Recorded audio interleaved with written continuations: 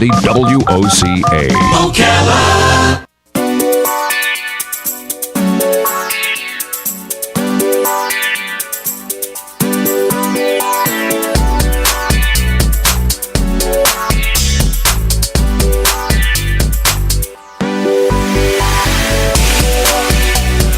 All right, 25 minutes before 11 o'clock. If you go to the museum over at the Silver Spring State Park, you will find in the actual museum building a skeleton of an animal that lived here, I guess, thousands of years ago, whatever. Yeah. And the guys there who know about this stuff, they will tell you that this animal could run 70 miles an hour, could climb trees. Yeah, I know. He's pretty scary. And it has a mouth on it with, I don't know, just big enough to eat my head, easy. Yeah. And teeth on it easily just go right through me. I mean, no problem at all. And no way I would live.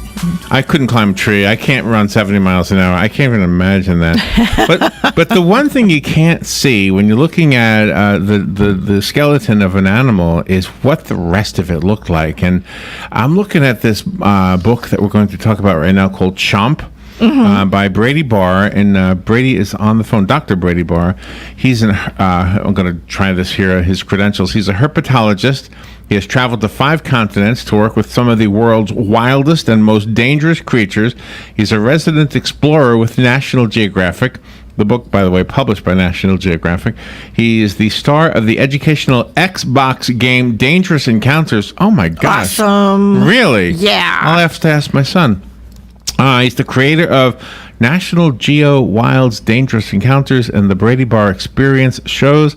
He's the host of more than 100 National Geographic documentaries, and the book we're focusing on is the one called Chomp, and it shows the mouths of creatures that are not extinct but still live with us right now, and including here in Florida, some of these alligators that we see everywhere we go. Yeah.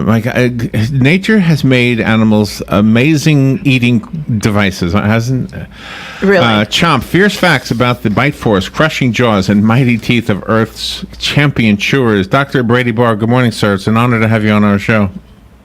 Wow, what an introduction. I'm ready to stay all day with you guys. You got to see, the animals in your book are really not that different than this prehistoric animal that's in our local museum. As far as the teeth, maybe the teeth are a little bit longer on that thing, but these are amazing pictures. How close did you have to get to these animals to take these pictures in their mouth? Well, I wasn't the photographer. I'm the guy who has to put his hands on the animals. So photographer's usually at a safer distance. I'm the scientist that gets up close and personal to find out more about these animals so we can better protect them in the wild. And when you get up close and personal, you receive a few bites. And that was kind of the incentive behind this book is tell kids how these animals, have different ways of acquiring their prey or fighting or whatnot. Oh, wow. You know what's amazing to me as I look through the book, which I'm doing right now, is that all the mouths on all of the animals are designed so they can get the specific food that they're supposed to be eating. Yeah, and they're armed with specific types of teeth and muscles and jaws and skeletons. I mean, it's you are what you eat, and this is the perfect example in the book Chomp. Wow, so what are we supposed to be eating? What are our teeth? You know what?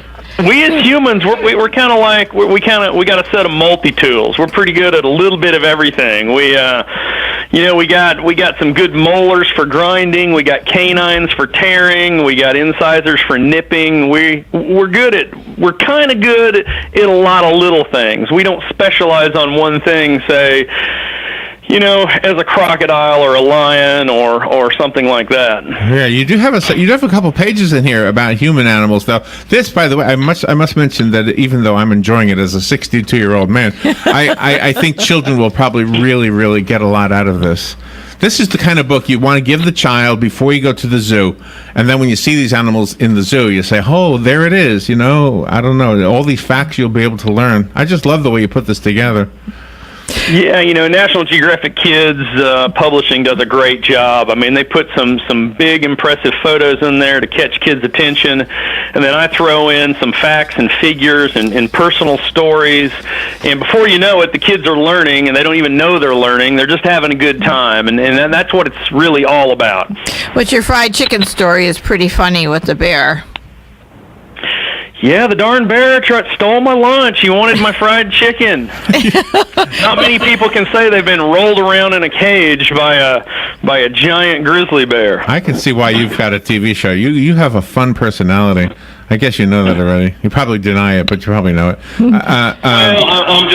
I'm a big kid. I'm a kid at heart, and I think that's why my books have been so popular. I don't write down to the kids. I just tell my stories, and kids seem to enjoy it. They gravitate towards another kid, and that's who I am.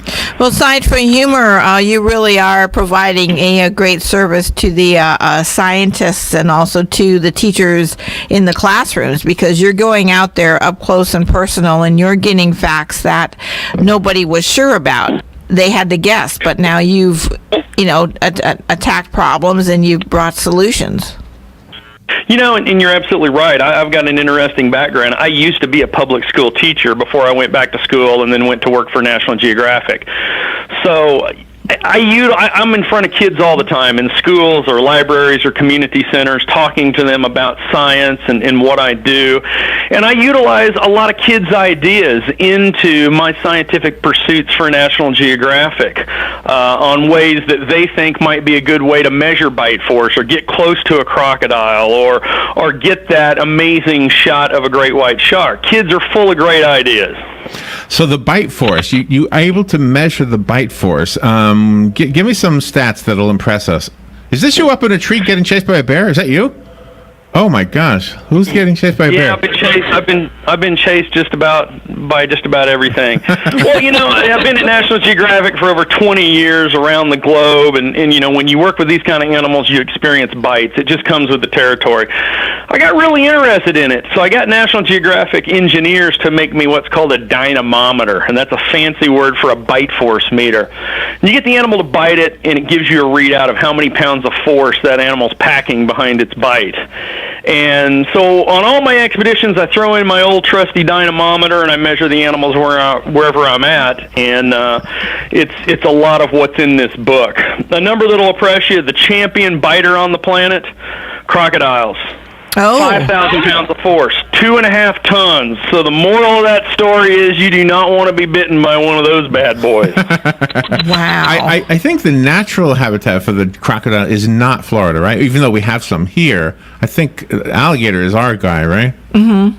Well, that's an interesting trivia question. You can amaze your friends and family later today. The only place on the planet where you can find crocodiles and alligators is the state of Florida. Down in the southern tip and around the Florida Keys, you got American crocodiles, and then you got American alligators throughout the state. I didn't know that. It's the only place that you can find them both, yeah. And the alligator's no biting slouch either. The alligator's got a bite force well over 1 ton, so, he's coming in at over 2,000 pounds. You don't want to be bitten by that guy either. Even though I knew that much. I knew I didn't want to be bitten by him. Even though the hippopotamus is a plant eater and things, if something would get it mad, like starting to attack its babies and things, would it charge after that animal or human and chomp on it? Oh, I'm often asked what's the most dangerous animal on the planet, and the answer is quick and easy. It's the hippopotamus. People think they're just these chubby, smiling, fun-loving animals, but don't be fooled. Third largest animal on the planet. They can run like the wind, and they got a bad attitude for just what you said. They're territorial, and when you invade their space, they let you know it. With jaws over 4 feet wide and massive canines that look like tusks coming out of their mouth, they are a champion chomper. You don't want to get on the bad side of a hippo, that's for sure. Wow, I only know one. Her name is Lou. Yes. We have one in one of our state parks around here, and she was Tampa. She was left over. All the non-native animals had to be removed, but she was left because the community didn't want her to be taken away. I know you've got other stations to talk to. Thank you so much for taking time to talk to us, Dr. Brady Barr. The book is called Chomp. I found it on Amazon. Where else can you get the book? I think National Geographic, nationalgeographic.com. You can find the book, learn more about me and what I do, and it's all good. All right, excellent. Thank you, Doctor. That was fun. We will take a little break. We'll be right back. The weather is brought to you by myfwc.com. Safe boating is no accident. On this Tuesday, partly sunny with a thunderstorm in parts of the area, the high between 90 and 94. Then for Tuesday night, partly cloudy, those 74 to 78. Wednesday, intervals of clouds and sun. It'll be a very warm and humid day with a shower or thunderstorm around, mainly during the afternoon hours over the interior, high 90 to 94. Thursday, clouds and some sun with a couple of showers and a thunderstorm, high 89 to 93. From the Florida Weather Center, I'm Joe Lundberg. Robin, how do you like my design? You're designing a box? That's not a box. It's a doghouse. Rough draft for your rough? Sounds like you need personal service. I do? Yes, to print the blueprints. See Mark at the Personal Service Center. He can print blueprints, notarize permit applications, print and mail out invoices, and even provide great-looking business cards. Personal Service Center. That's the one on the corner of Northeast 25th Avenue and 24th Street, right? Just look for the yellow signs. Your pedigree palace will be a reality in no time. Hey, this is Matt Wilkerson from Verizon.